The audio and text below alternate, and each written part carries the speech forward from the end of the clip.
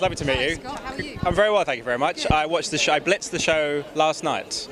That's a good sign, I hope. Yeah, both of them. Wow, that's impressive. Yeah, I don't have much for life. Oh, thanks. No, of course not. Congratulations. Thank you. For you as a filmmaker, you've done lots of television work and lots of other things. What spoke to you about? There's lots of reasons I can imagine it spoke to you, but Psychological thriller, kind of. The courtroom drama I was less attracted to, but then it ended up being one of my favourite bits because I think it was probably the thing I was least excited about was getting in a courtroom.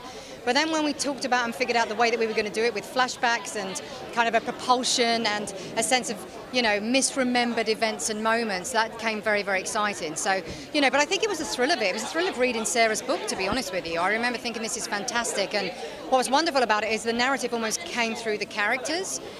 Because in the book it's so rich, each chapter is from one character's perspective, and then as you read the next chapter it might be the same kind of like narrative event but like from a different side, and I thought that was fascinating, and I thought that's going to make good telly. And for you as a filmmaker, what did this show allow you to do that maybe you hadn't done before? How did it test you in ways that maybe you hadn't been tested before? Well, I've never done 6 episodes before. I wouldn't run back at 6.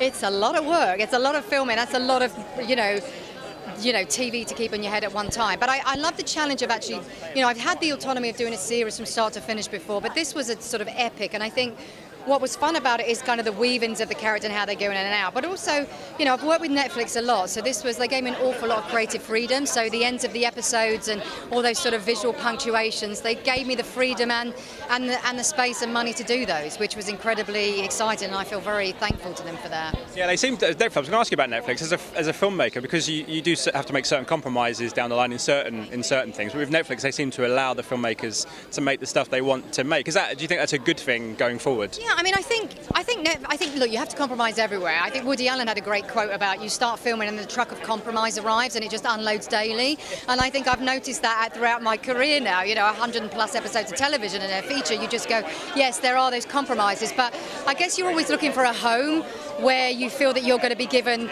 the sandbox to play in that's going to give you the most creative freedom. And and Netflix have always been fantastic about that for me.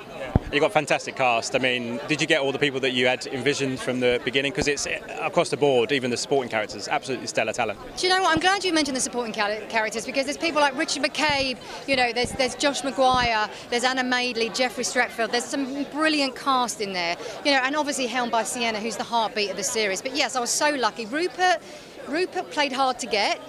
I did have to convince him to do that. I mean, it's a part that not every man will run at, I'll admit. But he took a bit of persuading, but I couldn't imagine doing it without him, to be honest with you. So and